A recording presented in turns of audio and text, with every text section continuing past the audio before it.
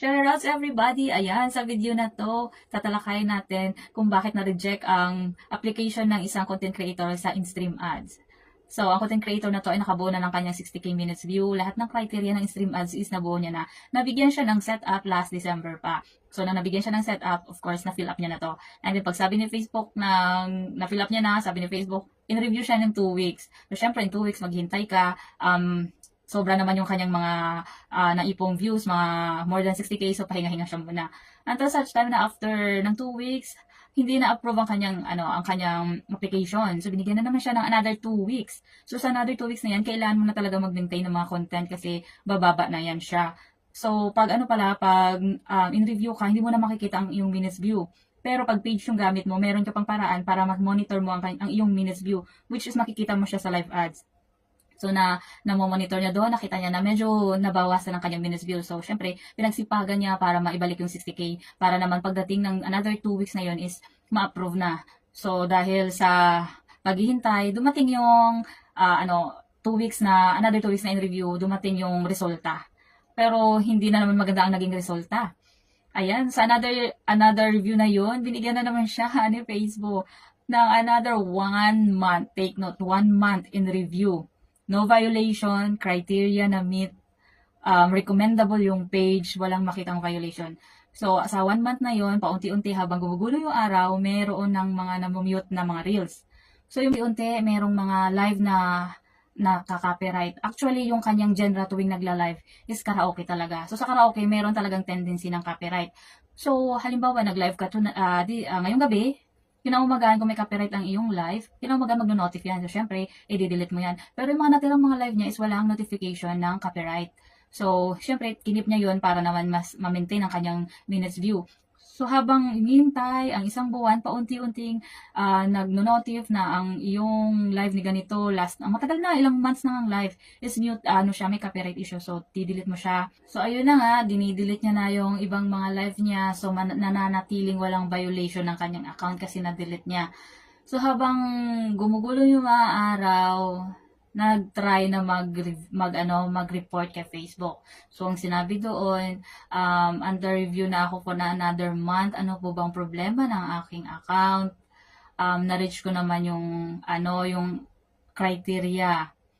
So, obviously, hindi naman lahat ng ating mga report is nire-replyan ni Facebook. So, wala talagang reply yung report na yon. Until na dumating yung kanyang 1 month, natapos na naman yung isang 1 month. So, total of 2 months na ang kanyang review sa kanyang in-stream ad. So, akalain yun, ang tagal-tagal na. So, dahil sa sobrang tagal na, 2 buwan, ang paghintay sa kanyang in-review at nag-report siya pero walang response, nag-check siya ng kanyang profile recommendation after nung reports niya. Ayun, nandoon, lumabas sa kanyang profile recommendation na meron siyang flag content. So, hindi alam kung saan nanggaling yung flag content kasi hindi nakastate kung ano ang content na nagkaroon ng flag for behavior flag for behavior. So, wala talagang idea kung saan nanggaling yung ganong violation. Kahit sa kanyang mga reels is mga simple lang naman, sa kanyang mga content is simple lang naman. So, siguro, for me, for my own opinion, dahil sa tagal-tagal ng in-review siya, tapos sa mga live natin kasi minsan, hindi lang naman puro kantahan yung laman ng live na yun. May mga kwentuhan, marahil siguro may mga nabitawang salita, na misinterpret, mga facial expression, o di kaya mga joke time na misinterpret na sa atin is joke pero sa mga nagmo-monitor ng ating mga content is hindi nila nakitaan ng joke yun. So maaaring yun ang naging dahilan. So ayun, dahil sa nag-flag for behavior na siya, flag content na siya, naging ikas na ang isang kanyang mga criteria. Yung content monetization policy is nag-ikis na yan. So pag once na mag-ikis na yan, matagal-tagal na yung paghihintay. Ilang buwan din yan magagamot ang ganyang sugat ng account. So, sana yung sa mga susunod na buwan is maging okay na para maibalik na ang kanyang criteria na nag-eke. So, ayun, dahil sa flag for behavior, nag-report siya. So, ang laman ng kanyang report dun kay Facebook is, Dear Facebook team, can you please help me to fix my issue regarding my Facebook page eligibility to apply stream ads? Recently, I've got violation, which is flag for behavior, and I'm sorry for that. This I am not aware of my action. I don't know which content I violated, but I delete some content that might be the reason of my violation. I promise to be mindful about the content that I might be posted. I completed the 60k minutes view, but one of the criteria not yet met, which is the content monetization policy. Can you please help me how to fix this issue so that I might be able to set up again and hopefully be qualified to monetize in my stream ads. Thank you.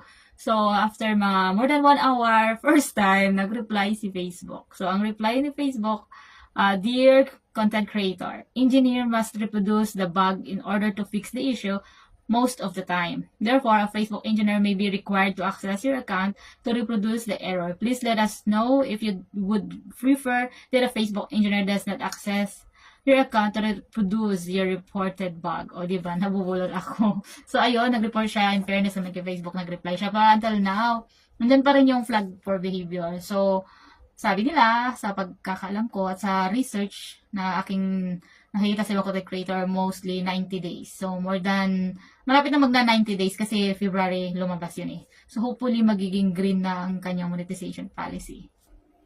So, ayun na nga ang mga live stream na may mga karaoke. Hindi naman agad-agad lahat nakaka-copyright kasi ang iba, ilang months pa bago lumabas ang violation. So, katulad sa akin, December 22, 2023 pa yung isa kong live na may kantahan kasi Christmas event namin. So, may Feliz Navidad doon na naipatugtog na remix naman yun na sinayaw nila. Pero, ayun, after 4 months, nag-notify sa Facebook na ang live ko ng December 22 last year is merong copyright. At ang ginamit na music is si Feliz Navidad. In-state niya talaga doon. Actually, meron din akong 2 content. Last December, syempre uso yung Christmas, diba? So, yung ating mga background music is about Christmas. So, kumuha ako ng background music. Actually, instrumental lang siya. Instrumental music sa Facebook para sa Christmas. Mga more than 1 minute lang naman yung na-clip. No copyright pa nga yun, sabi ni YTE. Pero after 2 months nang na-post ko is nag-notify sa Facebook na may copyright daw. So, kailangan mag-share ng revenue na may-ari ng ng music na yun. So, dinilit ko na lang kasi hindi nga naabot ng $1 yung kita ko doon. Si-share pa, diba? So ayun, isa talaga sa mga dahilan kung bakit hindi tayo na monetize agad is yung mga violation na kukumit natin sa mga aktibidades natin dito sa ating content, sa ating profile, mapa-page man yan. So, dapat maging careful tayo sa ating mga binibitawang salita, sa ating mga emosyon na ipinapakita, sa ating mga pinopost na mga object, mga piniplex dyan na mga tawag ito, mga products. Also, rin yan na-plug content din ako yan one time sa live ko kasi may piniflex akong isang something na paulit-ulit kong sinasabi pangalan ng brand. So, na-plug content din ako doon. So, maraming paraan talaga na mababiolate tayo. So, dapat maging extra careful tayo sa ating mga content kung gusto natin ma-monetize agad. Kasi, parang ang daming mga restriction ngayon. Pero sana, huwag tayong tamarin. Sana maging check na ang isang criteria niya para babalik na naman, di ba? Mag-enjoy lang tayo sa pagko-content dito. Kahit naman na konti lang yung kita. Ang importante, nag-i-enjoy. Marami tayong nakikilala eh. Marami tayong mga na-i-share na kung anong meron sa atin. So, ayun. Thank you so much sa pakikinig at panonood nito. Shout out sa iyo. Thank you so much!